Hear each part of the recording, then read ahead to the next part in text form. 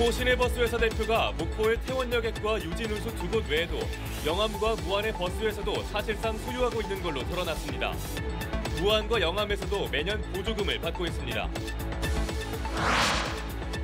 광주광역시와 대구광역시가 공동으로 추진하고 있는 2038 하계아시안게임 유치가 공론화 부족에서 광주시와 대구시 간 책임 공방으로 확산되고 있습니다. 윤 대통령을 향한 민주당의 공세 수위가 날로 높아지고 있습니다. 오늘은 원외위원장과 국회의원 보좌진 등 1000여 명이 국회에 집결해 검찰 독재와 민생 파탄을 규탄했습니다. 국민의힘은 민주당이 이재명 방탄만 외치고 있다고 비판했습니다. 탄소중립 시대를 앞두고 여수와 광양 국가산단의 대응 방안을 모색하는 기획보도. 오늘은 세 번째 순서로 탄소중립 시대 글로벌 거점으로 거듭나야 할 전남의 과제를 짚어봅니다. 여러분 안녕하십니까? KBC 8시 뉴스입니다. 목포 시내버스회사가 시민들의 발을 9일째 묶어두고 여전히 뒷짐입니다. 버스회사 대표인 이한철 목포상위회장은 목포의 태원여객과 유진운수 두 곳 외에도 영암과 무안의 버스회사까지 사실상 소유하고 있었습니다. 무안과 영암에서도 매년 수십억 원의 보조금을 지급받았고 회사 지분은 가족들이 나눠 갖고 있었습니다. 이동근 기자의 보도입니다. 무안 지역을 운행하는 버스회사인 무안교통입니다. 이 버스회사도 파업에 들어간 태원여객 유진운수 대표인 이한철 목포상위 회장이 사실상 소유하고 있습니다. 대표는 A씨로 세웠지만 지분 구조를 보면 이 회장과 부인, 아들로 나눠져 있습니다. 차고지와 건물 등도 모두 이 회장 소유로 되어 있습니다. 영암의 버스회사인 낭주교통도 유사한 방식으로 운영되고 있는데 이들 버스회사 모두 지자체의 재정 지원을 받고 있습니다. 무안교통은 올해 29억 원 등 최근 3년간 80억 원가량의 예산을 무안군으로부터 지원받았습니다. 낭주교통도 최근 3년간 약 73억 원의 지원금을 영암군으로부터 받았습니다. 그건 이제 임명을 해놓은 거죠. 이한철 그분 시키세요. 주차장이랑 건물, 차고지랑 개인으로 돼 있어요. 올해 기준으로 목포시에 받는 118억 원의 재정 지원금을 더하면 세 곳 지자체에서 180억 원가량을 이 회장 소유의 버스 회사들이 지원받는 셈입니다. 또 연료를 공급하는 천연가스 충전소는 이 회장의 부인 소유이고 버스회사 옆에 운영 중인 자동차 공업사는 이 회장의 동생이 대표로 돼 있어 의심의 눈초리가 일고 있습니다. 어떤 자구 노력도 없고 자기 가족 회사 이익은 다 챙기고 우리 시민들 봉입니까? 얼간입니까? 버스회사 측은 시에서 받는 재정 지원금은 적정하게 사용했고 인건비로 충당했다며 떳떳하다는 입장입니다. 하지만 시에서 버스회사 측에 자료를 요구해도 인건비 내역 외에는 밝히지 않고 있습니다. 보조금 준 것만 우리한테 입증돼요. 회계결산을 했을 거 아니에요. 그 자료로 회계결산을 외워가지고 공시하니까 그걸로 해갖고 가라고 했죠. 적자난을 호소하면서도 버스회사 4곳을 운영하고 경영권 포기에는 묵묵부답인 속내가 궁금할 따름입니다. KBC 이동근입니다.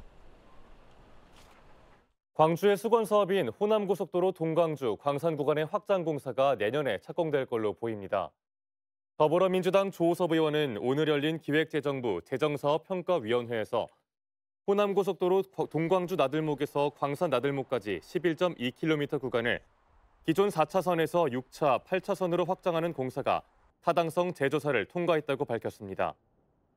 해당 구간 확장 공사는 지난 2013년 2,700억 원 규모로 예비 타당성 조사를 통과했지만 방음시설 보강 문제로 총 사업비가 7천억 원까지 늘어나면서 이번에 타당성 재조사를 받게 됐습니다. 윤석열 대통령을 향한 더불어민주당의 공세 수위가 날로 거세지고 있습니다. 1000여 명이 국회에 결집해 윤석열 정부의 검찰 독재와 민생 파탄을 규탄했고 국민의힘은 민주당이 이재명 방탄만 외치고 있다고 날을 세웠습니다. 보도에 이상환 기자입니다. 더불어민주당 지도부와 국회의원, 관계자 등 1,200여 명이 국회 본청 앞 계단을 가득 메웠습니다. 손에는 검찰 독재를 규탄한다는 팻말을 들고 윤석열 정부를 향해 비판의 목소리를 높였습니다. 민생에면 경제부는 대통령이 책임져라. 이재명 대표는 민생과 경제가 파탄날 지경인데 컨트롤타워는 대체 어디 있냐며 한심한 정권이라고 윤석열 정부를 맹비난했습니다. 국정을 책임진 정부 여당이 국정은 아예 통째로 내팽개치고 야당과 전 정권 공격에 총력을 다하고 있는데 과연 위기 극복이 가능이나 하겠습니까, 여러분? 규탄대회에는 지역의 원외위원장을 비롯해 국회의원 보좌진들까지 합세했습니다. 국민의 대표인 국회의원에게 이 XX란 욕을 하고도 사과 한마디 없이 안 했다고 지금 부인을 하고 있는 상황이지 않습니까? 거기에 국회 보좌진으로서 그리고 국민으로서 그래서 화가 나서 이 자리에 참석하게 되었습니다. 국민의힘은 민주당이 되레 민생을 철저히 외면하고 있다고 맞받아쳤습니다. 스스로 공당임을 부정하는 민주당 169라는 의석수가 부끄럽습니다. 민주당은 공당으로서 자신들의 책무를 망각한 채 오로지 이재명만 외치고 있습니다. 헌정사 최초의 시정연설 보이콧에 대규모 규탄대회까지 열리면서 여야의 정쟁이 극단으로 치닫고 있습니다. KBC 이상환입니다.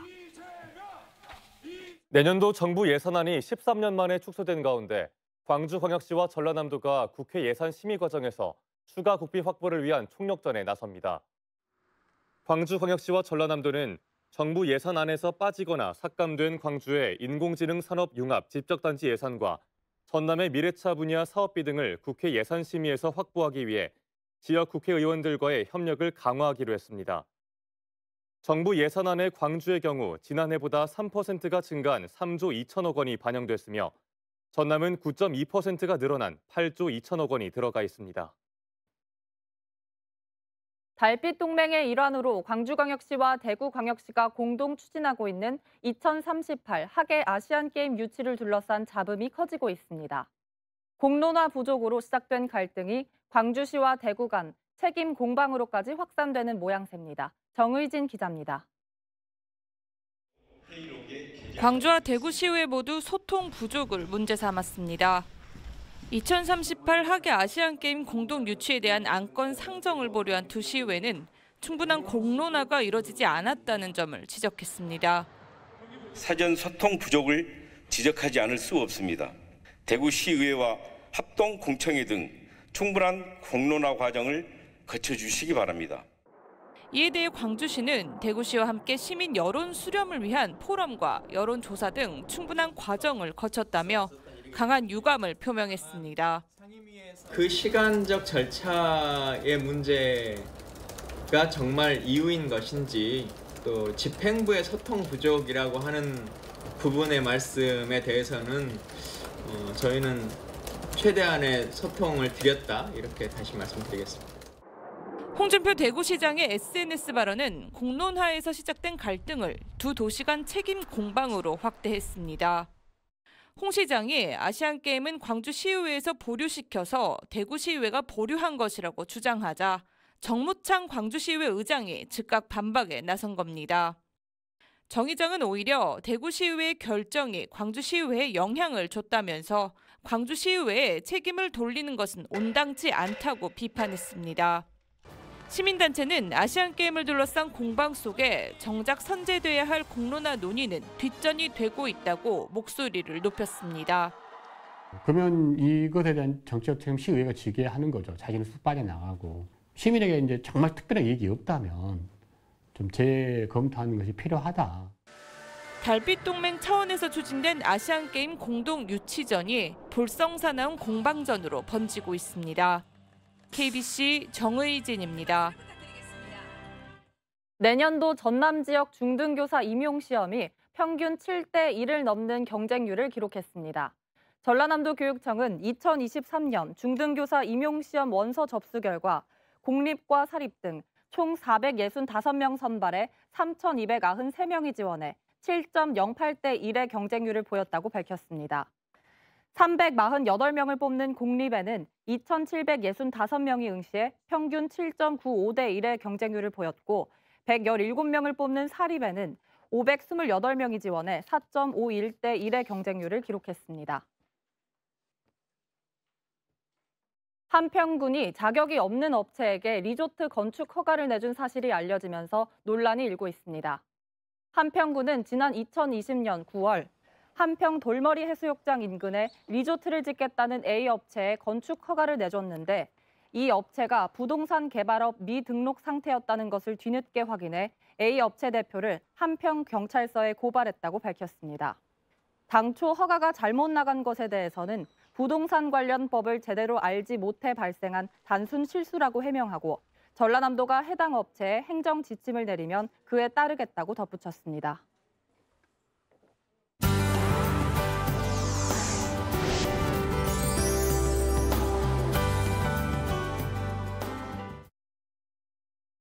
KBC는 오는 28일 개최하는 미래포럼을 통해 대전환의 탄소 중립 시대를 맞아 여수와 광양 국가산단의 대응 방안을 집중 모색합니다. 포럼을 앞두고 탄소 중립에 도전하는 배경과 전략을 살펴보는 기획보도.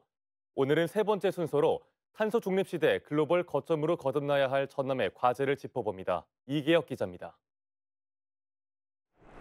우리나라 제조업의 심장이자 전남의 경제 발전소라 불리는 여수 광양망권 국가산단.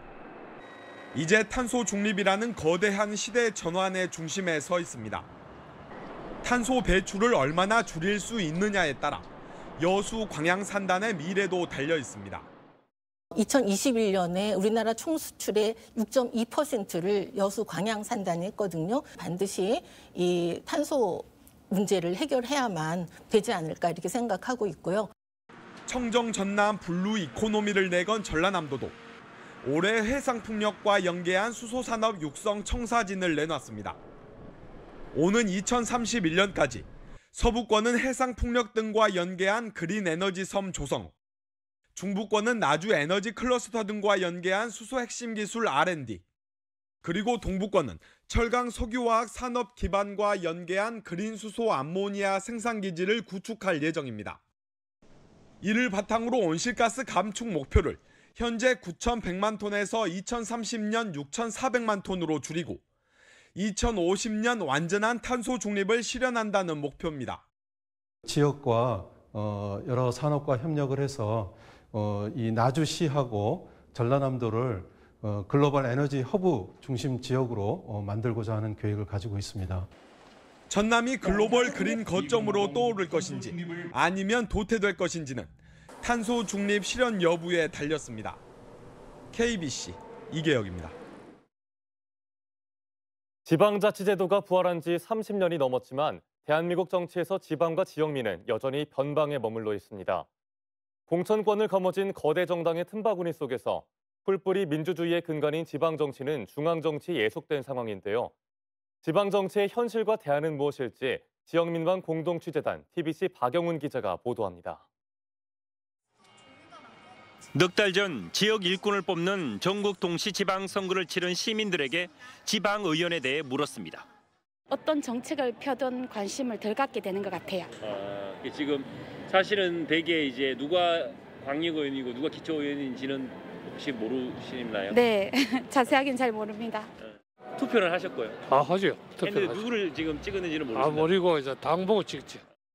시민을 대표해 지방 정부를 견제하고 지역 문제와 갈등을 조정하는 지방의회는 정작 지역민들에게는 여전히 낯선 존재입니다.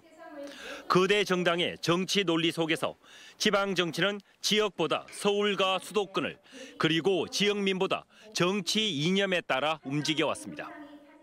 지방 정치의 중앙 예속은 정치적 독점이라는 더 큰 문제를 불러왔습니다. 이념을 바탕으로 한 거대 양당 체제가 고착하면서 지방 정치는 건전한 경쟁과 견제의 필수 조건인 다양성마저 잃어버렸습니다. 특정 정당의 공천이 곧 당선이라는 도식 속에서 지방 정치는 지역주의라는 묵은 때를 씻어내지 못하고 있습니다.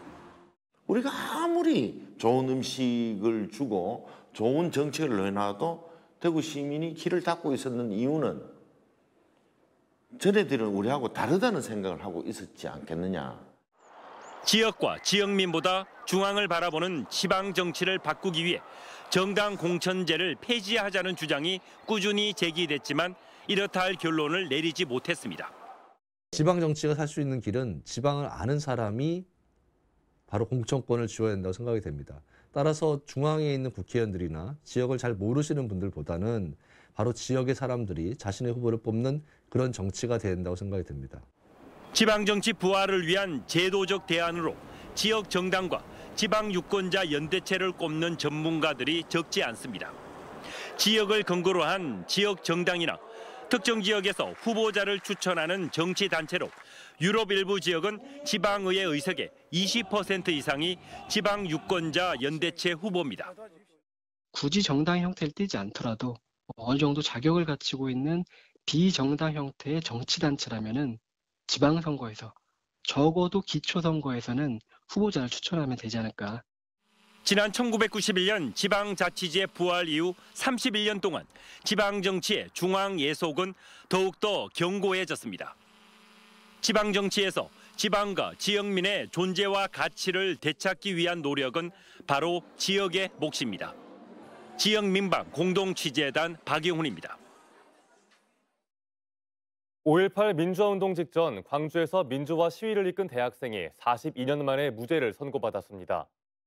광주고법 형사 1부는 전남대학교 총학생회 섭외 부장으로 활동하며 교내외에서 민주화를 요구하는 집회와 행진을 하는 등 내란 부화 수행과 개헌법 위반 혐의로 지난 1980년 유죄를 선고받았던 66살 이청조 씨에게 무죄를 선고했습니다.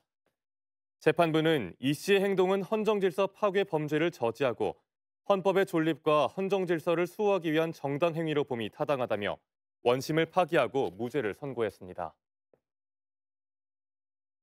출근 시간대 광주에서 승용차가 식당으로 돌진하는 사고가 났습니다. 오늘 오전 8시 반쯤 광주광역시 치평동에서 60대 여성이 몰던 승용차가 인근 식당으로 돌진하면서 대형 유리창이 깨졌지만 당시 내부에 사람이 없어 인명피해는 발생하지 않았습니다. 경찰 조사 결과 음주운전은 아닌 걸로 확인됐으며 운전자는 차량이 급발진했다고 주장하고 있는 걸로 알려졌습니다. 전라남도가 서울에서 국내 바이오 기업을 대상으로 투자 유치 설명회를 열어 800억 원대의 성과를 거뒀습니다. GC 녹십자가 화순 백신 산업특구에 약 300억 원을 추가 투자하고 프로앱텍이 화순 생물의학산단에 100억 원 규모의 알부민 생산 공장을 구축하는 등 총 13건 830억 원 규모입니다. 설명회에는 GC 녹십자, 종근당, CJ 제일제당, 한국콜마 등 바이오 기업 관계자 200여 명이 참석했습니다.